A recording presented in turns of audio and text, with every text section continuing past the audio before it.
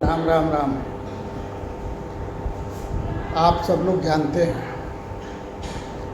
एक अकेले राहुल गांधी कितना दिमाग खपाएंगे, वो भी मोदी जी को हराने के लिए।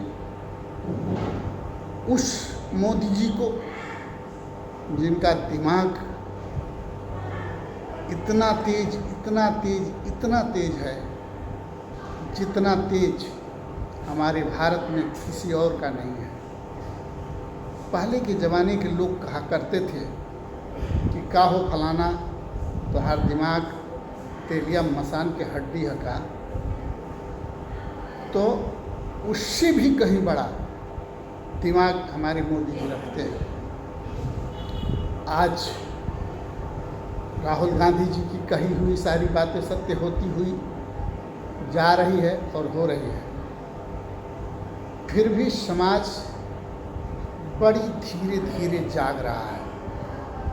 उसी बीच में मोदी जी या मोदी जी के लोग या मोदी जी के कार्यकर्ता एक दिन अपना चाल चलता है और लिख करके अपने मकान के ऊपर टांग देता है, I love you Mohammad. I love you Mohammad लिखने के बाद उसके साथ कई लोगों पर एफआईआर दर्ज हो जाता है।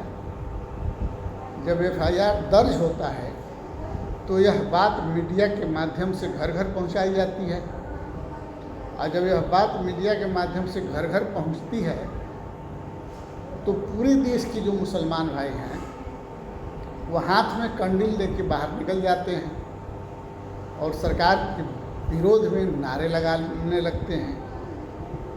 जो भी कहना है बोलने लगते हैं, कहने लगते हैं।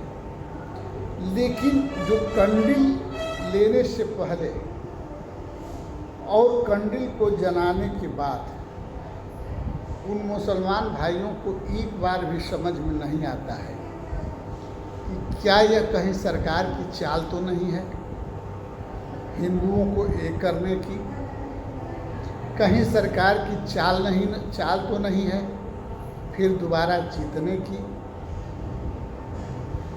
अगर ये लोग दिमाग के तेज होते, अशिक्षित कम होते, शिक्षित ज़्यादा होते तो आज रोड पर कंडील लेके नहीं आते। ये कंडील लेके आने से पहले सोच जाते कि ये सरकार की कोई नई चाल है जो इसी के माध्यम से फिर वो चुनाव जीतना चाहती है और फिर सरकार बनाना चाहती है। जहाँ जहाँ भी चुनाव है वहाँ के हिंदुओं को एक करना चाहती है और हिंदुओं का वोट लेना चाहती है। जब सभी मुसलमान रोड पर आ जाएंगे, जब सभी मुसलमान सरकार के विरोध में खड़े होंगे तो एक सरकार को शगुफा मिल जाएगा कि देखो हिंदुओं कैसे मुसलमान एक हो गए हैं, कैसे मुसलमान अपनी ताकत दिखा रहे हैं। तुम भी अपनी ताकत दिखाओ, तुम भी अब एक हो जाओ, नहीं तो तुम्हें ये मुसलमान काट देंगे, ये मुसलमान तुम्हें बर्बाद कर देंगे, ये मुसलमान तुम्हें तबाह कर देंगे। इसलिए तुम सिर्फ बीजेपी को ही वोट करो, तुम सिर्फ प्रधानमंत्री माननीय मोदी जी को ही बनाओ, नहीं तो तुम्हें ये लोग जिंदा नहीं रहने देंगे। देख लो, आई लव यू मोहब्बत भी लिखते हैं और कैंडल लेके सड़क पर उतरते भी हैं। ये अगर इतने कम हैं तो इतना अत्याचार कर रहे हैं, जब ये ज़्यादा होंगे तो कितना अत्याचार करेंगे।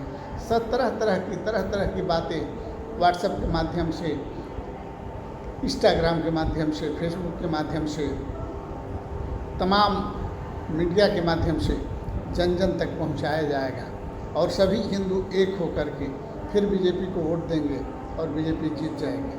सरकार की मंशा को लोग समझे बिना गलत कदम उठा लेते हैं जिसका फ़ायदा सरकार को हो जाता है।